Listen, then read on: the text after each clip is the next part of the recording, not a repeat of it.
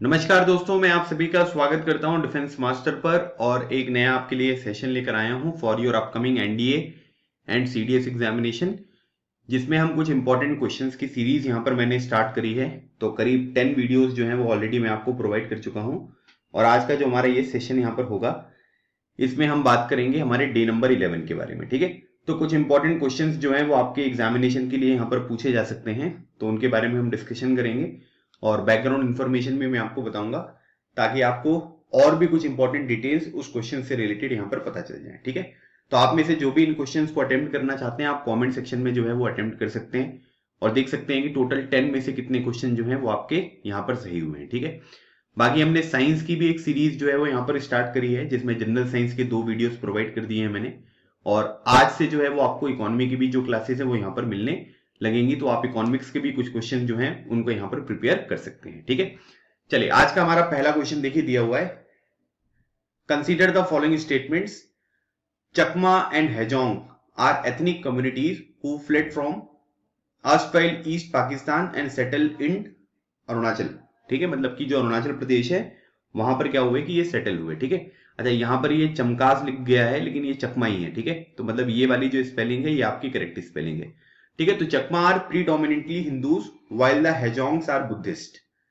तीसरा स्टेटमेंट दिया गया है कि चमकाज या Chakmas and Hajongs come directly under the ambit of citizenship amendment act 2019। ठीक है, तो अब आपको बताना है कि इनमें से कौन से स्टेटमेंट हैं जो कि यहां पर आपको सही देखने को मिल रहे हैं। ठीक है, सबसे पहली बात तो यहां पर ये ध्यान रखिएगा कि यहां पर जो है ये के एम होगा। ठीक है, मतलब इसको आप यहां पर क्या कर लीजिए कि इसको चकमाज है ये।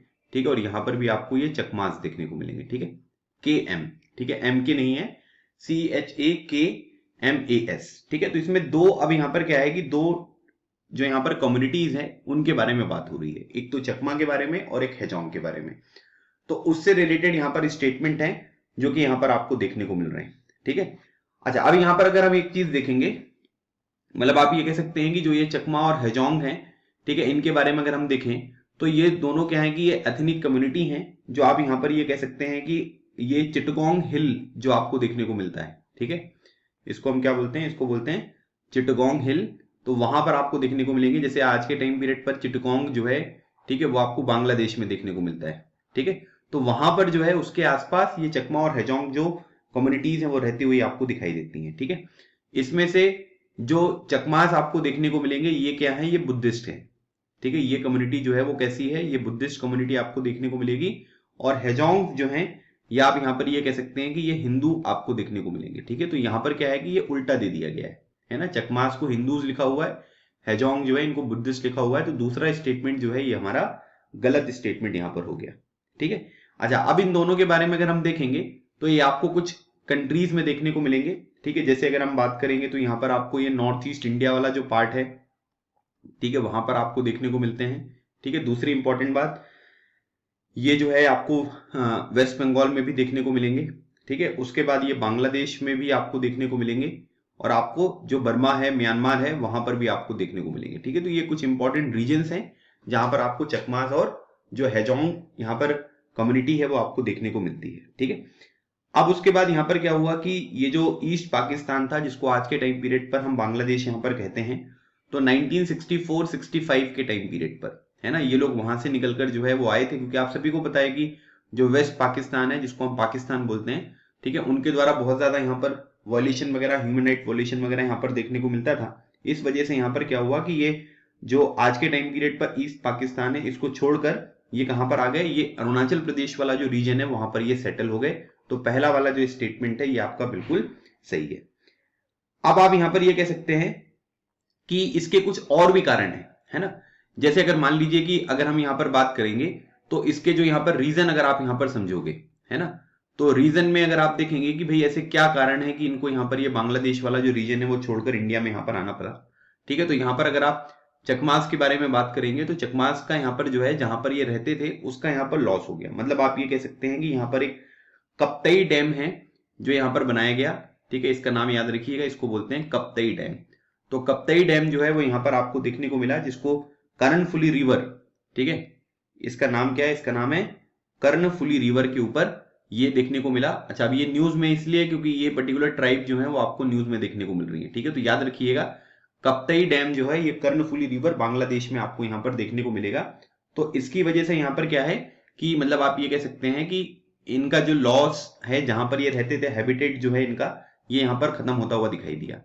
उसके बाद अगर हम दूसरी बात करेंगे हेजोंग्स के बारे में, तो यहाँ पर क्या है कि हेजोंग्स जो है ये आपके माइनॉरिटीज थे, है ना। तो यहाँ पर क्या हुआ कि इनका जो परसिक्यूशन है वो यहाँ पर आपको देखने को मिलेगा, है ना। और ये लोग क्या करते थे कि बंगाली जो भाषा है वो यहाँ पर नहीं बोलते थे, है ना। और साथ ही साथ यहाँ पर क्या है कि ये नॉन मुस्लिम यहाँ पर कम्युनिटी थी, तो इस वजह से इनको यहाँ पर परसिक्यूट किया गया था। और इस वजह से आप यहाँ पर ये कह सकते हैं कि इन दोनों लोगों को अपनी अपनी जो जगह थी वो यहाँ पर छोड़नी पड़ी, ठीक है। तो ये बात आपको ध्यान रखना है। अब यहाँ पर क्या है, आप ये कह सकते हैं बहुत सारे टाइम पीरियड पर जो है वहां के जो लोकल लोग थे वो लोग भी इनके अगेंस्ट में यहाँ पर ये प्रोटेस्ट करते थे, है ना। क्योंकि आप यहाँ पर ये कह सकते हैं कि ये इनकी जो एथनिसिटी यहाँ पर थी, जिस यहाँ पर ये चीज से बिलोंग करते थे, वो टोटली यहाँ पर डिफरेंट आपको देखने को मिलता था। तो एक ये भी कारण यहाँ पर आपको देखने को मिलेगा। और एक तीसरा जो पॉइंट यहाँ पर दिया गया है कि यहाँ पर बोला गया है कि कम directly under the ambit of citizenship amendment act 2019। तो यहाँ पर क्या है कि आप ये कह सकते हैं कि ये डायरेक्टली यहाँ पर आपको देखने को नहीं मिलेंगे। इसका रीजन यहाँ पर यह है कि अगर आप देखोगे तो अरुणाचल प्रदेश में जो है वो सिटीजनशिप अमेंडमेंट को जो है थोड़ा सा यहाँ पर क्या किया गया है, उसको थोड़ा एग्जेम्प्ट किया गया है। क्योंकि अरुणाचल प्रदेश में जो है वो ILP, जिसको हम क्या बोलते हैं, इनर लाइन परमिट जो है वो यहाँ पर आपको इंप्लीमेंट होता हुआ दिखाई देता है, ठीक है। इनर लाइन परमिट जो है वो आपको देखने को मिलता है और इसी वजह से यहाँ पर क्या है कि अरुणाचल प्रदेश जो है उसको यहाँ पर एग्जेम्प्ट किया गया है। आप लोग कमेंट सेक्शन में मुझे ये बताइए कि जो ये इनर लाइन परमिट वाला कॉन्सेप्ट है ये हमारे कौन कौन से स्टेट्स में यहाँ पर अभी के टाइम पीरियड पर एप्लीकेबल है, ठीक है। अच्छा, इनर लाइन परमिट ये होता है कि अगर आप उस पर्टिकुलर स्टेट में एंट्री करना चाहते हैं और आप आउटसाइडर हैं तो आपको ILP की यहाँ पर आवश्यकता पड़ेगी। तो अब आपसे ये पूछा गया है कि कौन सा स्टेटमेंट यहाँ पर करेक्ट है, तो पहला वाला स्टेटमेंट जो है वो सही है, बाकी सब यहाँ पर गलत स्टेटमेंट आपको देखने को मिलेंगे, ठीक है भाई। चलिए आगे बढ़ते हैं। अगला क्वेश्चन देखिए, दिया हुआ है कि it is located in the Tungabhadra basin in Bellary district. The white chariot streets flanked by the row of pillared mandapas is one of the unique feature of temples of this city. By 1500 common era, it was India's richest and world's second largest medieval era city after Beijing. The city was conquered and destroyed in the Battle of Talikota. तो अब आपको बताना है कि the above statement most appropriately describe which of the following ancient cities of India. तो कौन सी ancient city है जिसको यहाँ पर ये describe यहाँ पर करता हुआ दिखाई दे रहा है।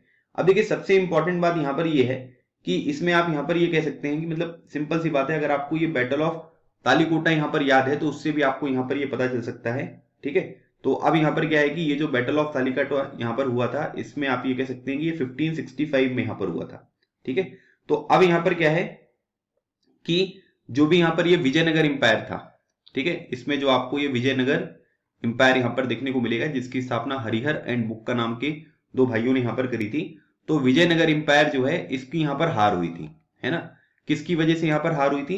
क्योंकि यहाँ पर जो सल्तनत थे, है ना, कोलिशन ऑफ सल्तनत आपको यहाँ पर देखने को मिलेंगे। मतलब कई सारी सल्तनत जो है उन्होंने मिलकर यहाँ पर विजयनगर के ऊपर आक्रमण यहाँ पर किया था और जिसकी वजह से यहाँ पर विजयनगर इंपायर जो है उसकी यहाँ पर हार आपको देखने को मिली, ठीक है। जिसकी वजह से क्या हुआ कि जो हम्पी है वो आप ये कह सकते हैं कि वो रून्स में यहाँ पर जो है कन्वर्ट हो गया। मतलब सारी चीजें जो है वो यहाँ पर आपको खत्म होती हुई दिखाई दी। तो आप केवल चौथे स्टेटमेंट से भी यहां पर पता कर सकते थे। अगर आपको बैटल ऑफ तालीकोटा के बारे में पता होगा तो इस क्वेश्चन का जो हमारा राइट आंसर होगा ये आपको हम्पी यहां पर देखने को मिलेगा, ठीक है। अच्छा, अगर हम यहां पर 1500 CE के बारे में बात करेंगे तो ये दुनिया का सबसे सेकेंड लार्जेस्ट जो है मिडिवल एरा सिटी आपको देखने को मिलेगा। और आप यहां पर ये कह सकते हैं कि इंडिया का सबसे रिचेस्ट जो है, जिसमें ट्रेडर्स वगैरह है ना, जो पर्शिया से, पोर्चुगल वगैरह से थे, तो उसको यहाँ पर क्या करते थे, अट्रैक्ट करते थे, ठीक है। एक बात ये भी आपको ध्यान रखना है। उसके बाद यहाँ पर जो भी टेम्पल्स वगैरह आपको देखने को मिलेंगे, है ना, तो उसमें यहाँ पर जो रथ वगैरह है, चैरियट स्ट्रीट्स वगैरह होती हैं, है ना। और उसमें यहाँ पर क्या है कि जो पिलर्ड मंडपास वगैरह होते हैं, तो वो चीजें भी आपको यहाँ पर देखने को मिलती हैं, ठीक है। और उसके बाद ये तुंगभद्रा बेसिन कर्नाटका में जो है ये आपको देखने को मिलता है। तो ये बात भी आपको यहाँ पर ध्यान रखनी है, ठीक है। तो ये किसकी बात हो रही है? ये बात हो रही है आपकी हम्पी की। सो हम्पी इस क्वेश्चन का हमारा राइट आंसर है। चलिए आगे बढ़ते हैं। क्वेश्चन नंबर 3 देखिए, which of the following product of West Bengal is awarded the geographical indication tag.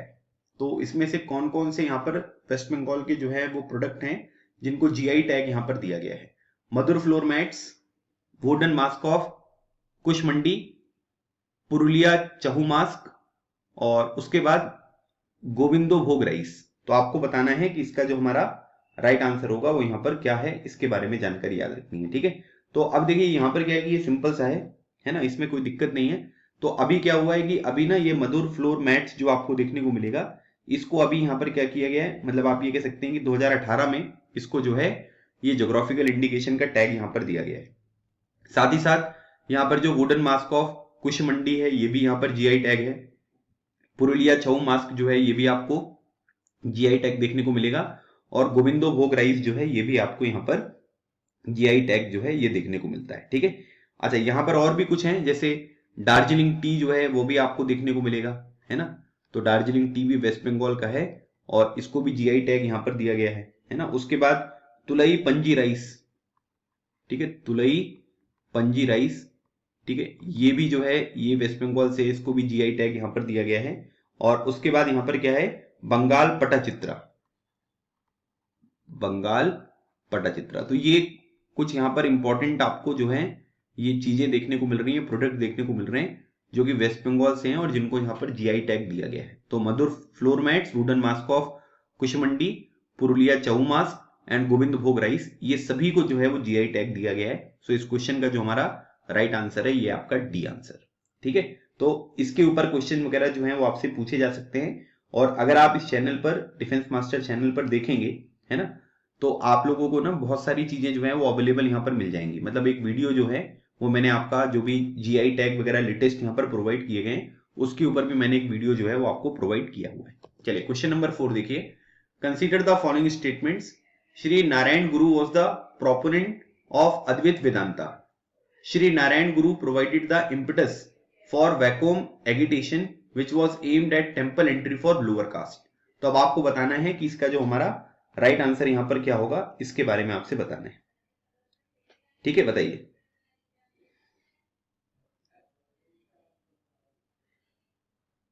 बताइए। देखिए अब इसमें यहां पर अगर हम देखेंगे तो मैंने आपको यहां पर जो एक क्वेश्चन पहले आपको मैंने पढ़ाया हुआ है उसमें मैंने आदि शंकराचार्य जी के बारे में बताया था कि उन्होंने अद्वैत वेदांता जो है, ठीक है, उसके बारे में यहां पर क्या करी थी, उस पर्टिकुलर फिलॉसफी को उन्होंने जो है वो यहां पर प्रोड्यूस किया था कि ये बेसिकली यहां पर क्या है कि नॉन डुअलिटी जो है उसके बारे में ये बात करता है। ठीक है, अद्वैत मतलब उसके जैसा कोई नहीं। ठीक है, तो यहां पर क्या है कि आप ये कह सकते हैं कि ये नॉन डुअलिटी जो है उसी पर्टिकुलर चीज को जो है इन्होंने यहाँ पर फॉरवर्ड किया था, है ना। मतलब आप ये कह सकते हैं कि आदि शंकराचार्य जी से यहाँ पर ये स्टार्ट हुआ था, लेकिन इसी चीज को यहाँ पर आप ये कह सकते हैं कि इसी चीज को आगे किसने बढ़ाया था, इसको नारायण गुरु जी जो है उन्होंने यहाँ पर स्टार्ट किया था। ठीक है, और उसके बाद यहाँ पर क्या है कि बहुत सारी जो यहाँ पर किताबें वगैरह हैं उन्होंने यहाँ पर लिखी थी, है ना, ये भी बात आप ध्यान रखिएगा।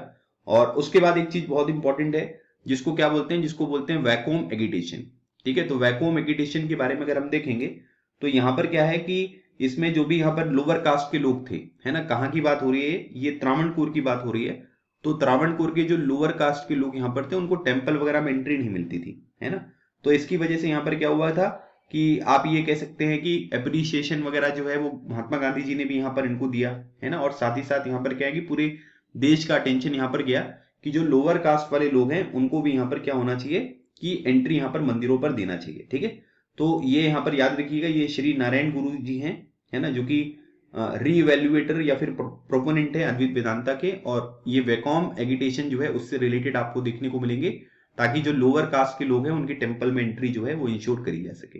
तो आपसे ये पूछा गया कि कौन सा करेक्ट स्टेटमेंट है, सो ऑप्शन नंबर सी जो है ये हमारा आपको बिल्कुल राइट आंसर देखने को मिलेगा। ठीक है, चलिए क्वेश्चन नंबर 5 देखिए, with reference to the national monetisation pipeline, जिसको एनएमपी हम यहाँ पर कहते हैं, इससे रिलेटेड यहाँ पर कुछ स्टेटमेंट दिए गए हैं कि the assets of the central and state government public sector undertaking will be divested और it envisages asset monetisation of green field project. ठीक है, तो ये काफी इंपॉर्टेंट क्वेश्चन है जो आपके एग्जामिनेशन में आ सकता है। ठीक है, तो अभी यहाँ पर क्या है कि नेशनल मोनेटाइजेशन पाइपलाइन जो यहाँ पर प्रोजेक्ट है वो यहाँ पर लेकर आया गया और इसमें करीब आप ये कह सकते हैं कि इसमें बोला जा रहा है कि हम लोगों को क्या करना पड़ेगा कि करीब 6 लाख करोड़ रुपीस, ठीक है, मतलब इसमें जो टोटल यहाँ पर वैल्यू की बात हो रही है वो कितनी बात हो रही है, वो टोटल 6 लाख करोड़ रुपीस जो है उसकी बात यहाँ पर की जा रही है। ठीक है, मतलब इसमें ये बोला जा रहा है कि जो भी मोनेटाइजेशन पोटेंशियल है, मोनेटाइजेशन पोटेंशियल मतलब हमको अलग अलग सेक्टर में जो है वो पैसे यहाँ पर क्या करने हैं कि वो डालने हैं,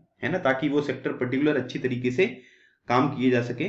तो यहाँ पर ये बोला जा रहा है कि एग्रीगेट जो मोनेटाइजेशन पोटेंशियल होगा वो करीब 6 लाख रुपए करोड़ का यहाँ पर होगा, और ये सेंट्रल गवर्नमेंट के द्वारा यहाँ पर किया जाएगा, है ना, मतलब जो हमारी केंद्र सरकार है उसके द्वारा यहाँ पर किया जाएगा। और इसके लिए 4 साल का पीरियड है, मतलब आप ये कह सकते हैं कि फिस्कल ईयर 2022 से फिस्कल ईयर 2025 तक। ठीक है, ये 4 साल का जो टाइम पीरियड है, इसमें यहाँ पर क्या होगा कि ये टाइम जो है ये आपको देखने को मिलेगा। ठीक है, अब यहाँ पर ये जो प्राइम मिनिस्टर का स्ट्रेटेजिक डाइवेस्टमेंट जो यहाँ पर पॉलिसी है, ठीक है, मतलब आप यहाँ पर कह सकते हैं कि जो भी यहाँ पर आप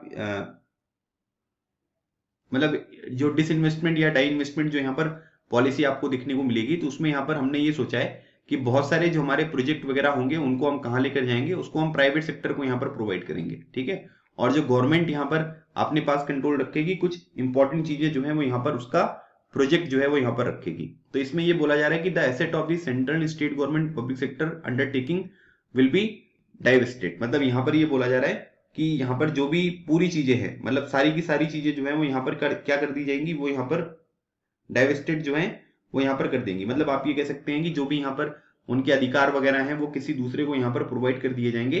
तो ऐसा नहीं है, मतलब इसमें ये बात हो रही है कि इसमें कुछ चीजें जो है वो यहाँ पर प्राइवेटाइज करी जाएंगी, लेकिन ज्यादातर जो चीजें हैं वो यहाँ पर सरकार अपने कंट्रोल में यहाँ पर रखेगी। ठीक है, जो हमारे लिए बहुत ज्यादा स्ट्रेटेजिकली यहाँ पर इंपॉर्टेंट है। तो यहाँ पर बोला जा रहा है कि सेंट्रल और स्टेट गवर्नमेंट पब्लिक का यहाँ पर क्या करेंगे, ये डाइवेस्टेड यहाँ पर हो जाएंगे, तो ये गलत है ना, पूरे नहीं होंगे यहाँ पर। तो इसमें यह बोला जा रहा है कि मतलब आप ये कह सकते हैं कि जो फ्यू आइडेंटिफाइड एरियाज हैं वहां पर ये अपना कंट्रोल रखेंगे, बाकी चीजें जो है वो यहाँ पर प्राइवेट सेक्टर को जो है वो यहाँ पर प्रोवाइड की जाएगी। ठीक है, और उसके बाद यहाँ पर ये बताया जा रहा है कि इसमें अगर हम बात करेंगे तो इसमें बोला जा रहा है कि it envisages asset monetisation of green field project. तो ग्रीन फील्ड मतलब कोई जो नया प्रोजेक्ट होता है, मतलब इससे पहले इस प्रोजेक्ट का कोई एग्जिस्टेंस नहीं था, ये अभी जो है वो चीजें यहाँ पर हो रही है। ठीक है, तो यहाँ पर क्या है कि इसमें अगर आप बात करेंगे तो इसमें क्या है कि जो ब्राउन फील्ड यहाँ पर प्रोजेक्ट्स होते हैं हमारे, ठीक है, जो पुराने प्रोजेक्ट हैं जो पहले से चले आ रहे हैं, तो उसमें क्या होगा कि उसमें जो हमारे प्राइवेट सेक्टर वाले होते हैं वो थोड़ा इन्वॉल्व होंगे, और आप ये कह सकते हैं कि ट्रांसफॉर्म उसमें चीजें जो है वो यहाँ पर की जाएंगी, ऑनरशिप वगैरह जो है वो देखने को मिलेगी। तो आप इससे कह सकते हैं कि इसमें ये ग्रीन फील्ड प्रोजेक्ट की बात नहीं हो रही है, इसमें ये ब्राउन फील्ड प्रोजेक्ट्स के बारे में बात होगी, है ना, मतलब कि जो पहले से चीजें यहाँ पर चली आ रही है जो प्रोजेक्ट, उसमें यहाँ पर ये मोनेटाइजेशन जो है वो किया जाएगा। तो दूसरा स्टेटमेंट भी जो है वो यहाँ पर गलत है। तो आपसे पूछा गया है कि कौन सा करेक्ट है, तो नाइदर वन नॉट टू जो है ये हमारे इस क्वेश्चन का बिल्कुल राइट आंसर होगा। ठीक है, तो ये इस क्वेश्चन का हमारा सही उत्तर हुआ। चलिए आगे बढ़ते हैं, क्वेश्चन नंबर 6। क्वेश्चन नंबर 6 देखिए दिया हुआ है कि which of the following is are application of nanotechnology in the health sector. तो जो नैनो टेक्नोलॉजी यहाँ पर होता है, तो अब आपको ये बताना है कि इसमें से किसका एप्लीकेशन जो है नैनो टेक्नोलॉजी का कहां पर आपको देखने को मिलेगा। आई सर्जरी में, detection of heart attack, drug delivery, removing toxin from the blood stream. तो आपको बताना है कि कहां कहां पर जो नैनो टेक्नोलॉजी है उसका यहां पर यूज किया जा सकता है। ठीक है, चलिए देखिए अब यहां पर क्या है कि जैसे नैनो टेक्नोलॉजी से रिलेटेड ना आपको नैनो रोबोटिक्स यहां पर देखने को मिलेगा। ठीक है, तो यहां पर क्या होता है कि छोटे छोटे जो यहां पर नैनो रोबोट वगैरह होते हैं वो यहां पर बनाए जाएंगे, है ना। तो उसमें यहां पर क्या होगा कि मतलब जो भी वेरी स्पेसिफिक यहां पर फंक्शंस होते हैं, ठीक है, वो यहां पर उनके द्वारा परफॉर्म किए जाएंगे। ठीक है, अच्छा सबसे इंपॉर्टेंट बात यहाँ पर आपका जो ये नैनो टेक्नोलॉजी है, इसमें जो नैनो रोबोट वगैरह होंगे उससे आप क्या कर सकते हैं कि जो ड्रग डिलीवरी वगैरह होती है वो यहाँ पर आप आसानी से कर सकते हैं। ठीक है, मतलब आप ये कह सकते हैं कि जो भी प्रिसाइज लोकेशन वगैरह होती है वहां पर क्या होगा कि उसको जो है वो हम यहाँ पर आसानी से पहुंचा पाएंगे, जिससे कोई साइड इफेक्ट वगैरह जो है वो आपको देखने को नहीं मिलेगा। ठीक है, उसके बाद यहाँ पर आप ये कह सकते हैं कि हार्ट अटैक वगैरह में भी इसको यहाँ पर यूज किया जाता है, आई सर्जरी वगैरह में भी यहाँ पर इसको यूज किया जाता है, तो इसमें कोई दिक्कत नहीं है। और उसके बाद यहाँ पर नैनो स्पॉन्जेस आपको देखने को मिलेंगे, ठीक है, जो कि यहाँ पर आपको पॉलीमर देखने को मिलते हैं। तो वो यहाँ पर क्या करते हैं कि जो भी टॉक्सिन्स वगैरह यहाँ पर ब्लड स्ट्रीम में होते हैं उनको भी यहाँ पर क्या करना, एब्जॉर्ब करने के लिए जो है वो नैनो स्पॉन्जेस जो होते हैं उनका यहाँ पर जो है ये प्रयोग किया जाता है। ठीक है, तो नैनो स्पॉन्जेस जो होते हैं ये भी काफी ज्यादा हमारे लिए इंपॉर्टेंट जो है वो देखने को मिलते हैं। ठीक है, और बहुत सारी चीजें हैं जैसे डीएनए सीक्वेंसिंग वगैरह के लिए भी नैनो जो पोर्स वगैरह होते हैं उनका यूज करके डीएनए सीक्वेंसिंग वगैरह भी काफी आसान करी गई है। तो नैनो टेक्नोलॉजी बेसिकली यहाँ पर क्या हुआ, अच्छा नैनो टेक्नोलॉजी मतलब 10⁻⁹ मीटर, ठीक है, ये बात ध्यान रखिएगा। तो बहुत ही छोटा, बहुत ही माइनर, तो इसमें सब जगह पर हम इसका यूज कर सकते हैं। तो इस क्वेश्चन का आंसर होगा ऑप्शन नंबर डी। ठीक है, option number D is the right answer. चलिए क्वेश्चन नंबर 7 देखिए, consider the following statements regarding the key indicator of Asia and the Pacific 2021 report. ठीक है, तो यहां पर एक रिपोर्ट की बात हो रही है, की indicators for Asia and the Pacific 2021 report. It is released by the United nation economic and social commission for Asia and the Pacific. Asia and Pacific economy has significantly improved and has contributed as much 35% to the global GDP in 2019। मतलब कि Asia और जो Pacific यहां पर economy है, तो उसमें अगर हम देखेंगे तो इन्होंने जीडीपी में 2019 में करीब 35% जो है वो अपना कंट्रीब्यूशन दिया है। The labour force participation rates among both women and men have declined in between 2019 and 20। मतलब कि जो लेबर फोर्स का पार्टिसिपेशन है मेन में और वुमेन में दोनों में, वो आपको 2019 से 2020 के बीच में जो है वो डिक्लाइन होता हुआ यहां पर दिखाई दिया। तो अब आपको बताना है कि इसमें से जो हमारा राइट आंसर यहां पर होगा वो यहां पर क्या होगा। तो पहली बात तो ये याद रखना है कि जो की indicators for Asia and the Pacific report है ना, इसको United nation economic and social commission for Asia and the Pacific यहां पर रिलीज नहीं करता है। तो पहला स्टेटमेंट यहां पर गलत हो गया। इसको रिलीज करने वाला होता है एशियन डेवलपमेंट बैंक। ठीक है, जिसका हेडक्वार्टर कहां पर है, ये आपको मनीला में देखने को मिलेगा। ठीक है, तो ये इसको यहां पर जो है ये आपको रिलीज करता हुआ दिखाई देगा। ठीक है, अब इसमें अगर हम यहां पर बात करेंगे तो Asia and the Pacific economy जो है वो यहां पर बहुत ही रोबस्ट पेस से जो है वो रिसेंट ईयर्स में आपको बढ़ी है। और आप यहां पर ये कह सकते हैं कि जो ग्लोबल जीडीपी है उसमें करीब आपको देखने को मिलेगा 35% जो कॉन्ट्रीब्यूशन है वो एशिया और पैसिफिक जो ओशियन है उसकी इकोनॉमी ने प्रोवाइड किया। इसका मतलब दूसरा स्टेटमेंट जो है ये आपको यहां पर बिल्कुल सही देखने को मिलेगा। उसके बाद अगर हम यहां पर बात करेंगे 2019 से 2020 के बीच में जो लेबर फोर्स यहां पर पार्टिसिपेशन है ना, तो आप यहां पर ये कह सकते हैं कि जैसे यहां पर बोला गया है कि वुमेन का, तो वुमेन में जो चीजें यहां पर डिक्लाइन हुई हैं वो करीब यहां पर आप 1.4% से यहां पर डिक्लाइन हुई है।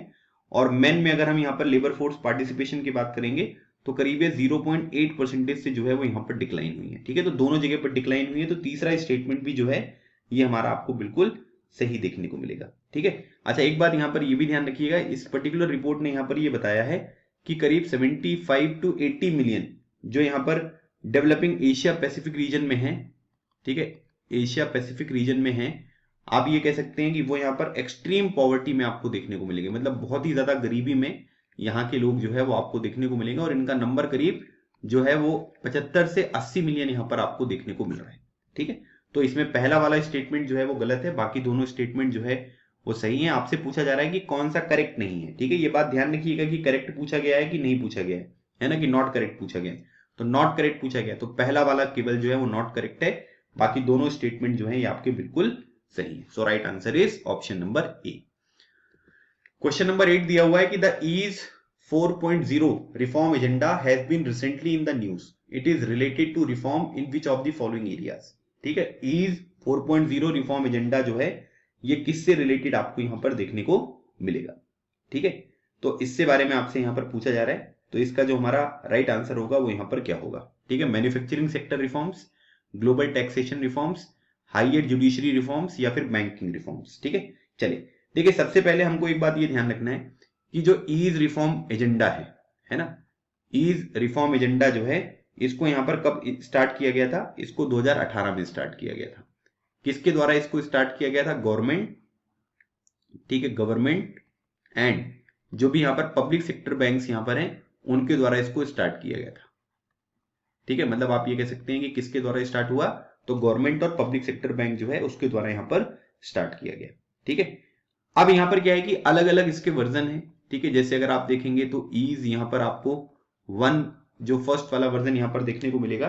तो यहां पर क्या है कि मतलब आप जो है नॉन परफॉर्मिंग एसेट्स के ऊपर यहां पर फोकस किया गया है ना। नॉन परफॉर्मिंग एसेट्स वो होते हैं कि अगर कोई डेट है ना, और 90 डेज से यहां पर कोई रीपेमेंट यहां पर नहीं मिला है तो उसको एनपीए बोलते हैं, नॉन परफॉर्मिंग एसेट्स जो है वो इसको यहां पर कहा जाता है। ठीक है, उसके बाद यहां पर क्या है कि मतलब जो ईज 2 के बारे में बात करेंगे तो इसमें बहुत सारी चीजें आपको देखने को मिलेंगी, है ना, जैसे कस्टमर किस तरीके से रिस्पॉन्स दे रहे हैं, credit offtake, responsible banking वगैरह। तो आप यहां पर ये कह सकते हैं कि करीब 6 थीम्स जो हैं उनके ऊपर यहां पर फोकस किया गया। उतना ज्यादा इंपॉर्टेंट नहीं है, बस मैंने आपको कुछ चीजें बता दी हैं जो आपको यहां पर ध्यान रखना है। ठीक है, अब उसके बाद ईज 3 के बारे में अगर हम बात करेंगे तो यहाँ पर ये टेक्नोलॉजी वगैरह का यूज करके एक्सपीरियंस किस तरीके से यहाँ पर जो कस्टमर्स हैं उनका यहाँ पर बढ़ाया जा सकता है, उसके ऊपर यहाँ पर बात हुई है, ठीक है। और ईज 4 के बारे में अगर हम बात करेंगे तो आप यहाँ पर ये कह सकते हैं कि कस्टमर सेंट्रिक डिजिटल ट्रांसफॉर्मेशन, है ना, कस्टमर सेंट्रिक जो भी यहाँ पर डिजिटल यहाँ पर ट्रांसफॉर्मेशन है, मतलब आज देख ही रहे हैं कि डिजिटल पेमेंट में किस तरीके से एक नया रिवॉल्यूशन यहाँ पर आपको देखने को मिल रहा है, तो उसी को थोड़ा सा और कस्टमर सेंट्रिक यहाँ पर बनाने के लिए चीजें जो है वो निकल रही हैं। तो एक बात आपको ये समझ में आ रहा है कि ये जो सारी की सारी चीजें हैं ये किससे रिलेटेड है, ये बैंकिंग से रिलेटेड है। तो ईज 4 रिफॉर्म एजेंडा जो आपको यहाँ पर देखने को मिलेगा ये किससे रिलेटेड है, ये बैंकिंग रिफॉर्म से रिलेटेड है। सो राइट आंसर इसका क्या हो गया, ऑप्शन नंबर डी। चलिए अगली बात करते हैं, consider the following statements, the pneumococcal disease affect the children under 2 years of age only. The pneumococcal disease is covered under the universal immunization program. तो अब आपको बताना है कि इसका जो हमारा जो आंसर यहां पर होगा वो यहां पर क्या होगा, ठीक है। चलिए अब यहां पर क्या है कि देखिए ये जो पर्टिकुलर डिसीज है ना, सबसे पहले तो आपसे ये पूछा जाएगा कि ये किससे होती है, तो ये जो डिसीज है ये बैक्टीरिया से होती है ना, और इसका नाम जो है ये न्यूमोकोकल डिसीज इसलिए रखा गया है क्योंकि इसके लिए जो बैक्टीरिया रिस्पॉन्सिबल होता है उसको हम न्यूमोकोकस जो यहां पर बैक्टीरिया है वो यहां पर कहते हैं, ठीक है। और उसके बाद यहां पर आप ये कह सकते हैं, ठीक है, मतलब इसमें क्या है कि जो आपका नोज वगैरह होता है, थ्रोट वगैरह में ये सब चीजें आप यहां पर कैरी करते हैं बैक्टीरिया, जहां पर कोई बहुत ज्यादा सिम्टम्स वगैरह ये चीज यहां पर शो नहीं करती है, ठीक है। अब यहां पर क्या है कि इसमें ये बोला गया है कि जो न्यूमोकोकल डिसीज यहां पर होती है वो बच्चों को यहां पर 2 साल से जो कम होते हैं उनको होती है। देखो होने को तो वो किसी के साथ भी हो सकता है, ठीक है, लेकिन आप यहां पर ये कह सकते हैं, ठीक है, मतलब आप ये कह सकते हैं कि उन लोगों को जो है, ठीक है, मतलब आप ये कह सकते हैं कि किन लोगों को ज्यादा होगा, ठीक है। जैसे मान लीजिए कि बोला जा रहा है कि the pneumococcal disease affect the children under 2 years of age only, तो ये ओनली देखो लिखा हुआ है इसलिए गलत हो गया। क्यों, क्योंकि यहां पर क्या है कि अगर मान लीजिए कि कोई मेडिकल कंडीशन वाले लोग हैं, है ना, मतलब जिसको थोड़ा मेडिकल प्रॉब्लम वगैरह है, मोर्बिडिटी वगैरह आप जिसको कहते हैं, तो उनको भी यहाँ पर जो है वो यहाँ पर हो सकता है, ठीक है, ये भी बात आपको ध्यान रखना है। और 65 ईयर्स प्लस वाले जो लोग हैं उनको भी यहाँ पर हो सकता है, ठीक है। उसके बाद यहाँ पर जो स्मोकर्स वगैरह होते हैं उनको भी यहाँ पर हो सकता है, ठीक है। तो ये सब लोगों को हो सकता है, केवल बच्चों तक यहाँ पर ये सीमित नहीं है, ठीक है। दूसरी इंपॉर्टेंट बात अगर हम यहाँ पर देखेंगे तो यहाँ पर क्या है कि इसमें जो न्यूमोकोकल डिसीज यहाँ पर है, तो इसमें यहाँ पर कोशिश करी गई है कि यूनिवर्सल जो इम्यूनाइजेशन प्रोग्राम है उसके तहत यहाँ पर कवर किया जाए, ताकि सभी जो अंडर प्रिविलेज लोग हैं, है ना, अनडिजर्व लोग हैं, उन सभी लोगों को जो है इसकी सुविधाएं जो है वो मिले, मतलब कि उनका जो वैक्सीनेशन वगैरह होता है वो यहाँ पर किया जा सके। तो दूसरा स्टेटमेंट जो है ये आपका बिल्कुल सही है, तो पहला वाला गलत हो गया, दूसरा वाला सही। सो राइट आंसर हो गया इसका ऑप्शन नंबर बी। चलिए आज का हमारा आखिरी क्वेश्चन देखते हैं, question number 10। With reference to the forum for decarbonizing transport, consider the following statements, ठीक है। तो यहां पर बोला जा रहा है कि जो decarbonizing transport है उससे रिलेटेड यहां पर आपको कुछ स्टेटमेंट जो है वो यहां पर दिए गए हैं। पहला, the forum was jointly launched by the NITI Aayog and the World Resource Institute India, WRI. The forum is a part of nationally determined contribution transport initiative for Asia project, ठीक है। तो अब आपको बताना है कि इसका जो हमारा राइट आंसर होगा वो यहां पर क्या होगा, ठीक है। ये क्वेश्चन आपसे पूछा जा रहा है। तो रिसेंटली अभी यहां पर क्या हुआ है कि एक ना, ये क्वेश्चन क्यों आ रहा है न्यूज में, क्योंकि ये न्यूज में था। तो recently forum for decarbonising transport जो है इसको ज्वाइंटली नीति आयोग के द्वारा और वर्ल्ड जो रिसोर्स इंस्टीट्यूट है उसके द्वारा यहां पर जो है इसको लॉन्च किया गया है, ठीक है। इसको क्या बोलते हैं, इसको बोलते हैं फोरम फॉर डीकार्बोनाइजिंग ट्रांसपोर्ट। तो नीति आयोग और WRI जो है उन्होंने मिलकर इसको जो है वो यहां पर लॉन्च किया है, ठीक है। और यहां पर ये बोला जा रहा है, मतलब आप ये कह सकते हैं कि भाई किस तरीके से यहां पर जो पॉलिसीज वगैरह हो सकती हैं, है ना, ताकि यहां पर जो है वो ट्रांसपोर्ट वगैरह को थोड़ा डीकार्बोनाइज यहां पर किया जाए, है ना, मतलब जो कार्बन वगैरह का एमिशन यहां पर होता है उसको कम करने के लिए यहां पर जो है फोरम एक पार्ट आपको देखने को मिलेगा, nationally determined contribution transport initiative for Asia project, है ना, मतलब NDC-TI जो प्रोजेक्ट है उसके तहत यहां पर ये काम करेगा, जिसमें हमको ट्रांसपोर्ट सेक्टर में जो कार्बन के एमिशन वगैरह होते हैं उसके लिए यहाँ पर थोड़ा सा चीजें जो है वो यहाँ पर रिड्यूस करनी है, ठीक है। तो उस पर्टिकुलर पर्पस के लिए ये आपको काम करता हुआ दिखाई देगा। तो ये वाला जो स्टेटमेंट है ये भी आपका बिल्कुल सही स्टेटमेंट है। तो इस क्वेश्चन का हमारा राइट आंसर हो गया ऑप्शन नंबर सी, ठीक है। तो कभी कभी कुछ क्वेश्चन जो होते हैं वो थोड़ा डिफिकल्ट होते हैं, लेकिन कोई बात नहीं, उनको पढ़ के जाओगे अगर आप तो सिंपल क्वेश्चन होंगे और एग्जामिनेशन में आप उनका अटेम्प्ट जो है वो बढ़ा सकते हो। ठीक है भाई। बाकी आप हमारा डेली न्यूज एनालिसिस का कोर्स है वो आप यहाँ पर जो है वो ज्वाइन कर सकते हैं। मंथली 249 रुपीज में है, जिसमें इंपॉर्टेंट न्यूज में आपकी कवर कराता हूँ। उनको अटेंड करने के बाद ये क्वेश्चन आपके लिए और भी आसान यहाँ पर हो जाएंगे। ठीक है। बाकी अगर आपको कोई भी डिटेल वगैरह चाहिए कोर्स वगैरह के बारे में तो आप 9993048282 नंबर पर कांटेक्ट कर सकते हैं। साथ ही साथ आप हमारा डिफेंस मास्टर ऐप भी डाउनलोड कर सकते हो, लिंक आपको डिस्क्रिप्शन बॉक्स में मिल जाएगी। ठीक है। हमारा preparation tool kit for SSB interview का कोर्स जो है वो ऑलरेडी यहाँ पर रन कर रहा है। तो इसमें टोटल 11 क्लासेस हो गई हैं। आज हमारी 12th क्लास होगी, जिसमें मैं आपको picture perception and discussion test के बारे में पढ़ाऊंगा। इसकी टोटल वैलिडिटी जो रहेगी कोर्स की वो 3 महीने की रहेगी, 3 मंथ्स की। मतलब आप ये कह सकते हैं कि 3 महीने तक आप इन वीडियोस वगैरह को जो है वो देख सकते हैं, है ना, कोई दिक्कत इसमें नहीं होगी। तो अगर आप आज भी कोर्स खरीदेंगे तो आज से ही आपकी वैलिडिटी जो है वो यहाँ पर काउंट होना स्टार्ट होगी। ठीक है। तो आप नंबर मैंने आपको प्रोवाइड कर दिया है, उसके तहत आप कांटेक्ट कर सकते हैं। ठीक है। तो ये था आज का हमारा सेशन। मिलते हैं हमारी नेक्स्ट क्लास में, तब तक कीप स्माइलिंग। और पीडीएफ के लिए आप हमारा टेलीग्राम चैनल ज्वाइन कर लीजिएगा, उसकी भी लिंक आपको डिस्क्रिप्शन बॉक्स में मिल जाएगी, जहां पर मैं पीडीएफ वगैरह शेयर करता हूं। ठीक है। मिलते हैं हमारे नेक्स्ट सेशन में, तब तक keep smiling and keep preparing. लगे रहो, एग्जाम क्लियर करो। Thank you so much. जय हिंद।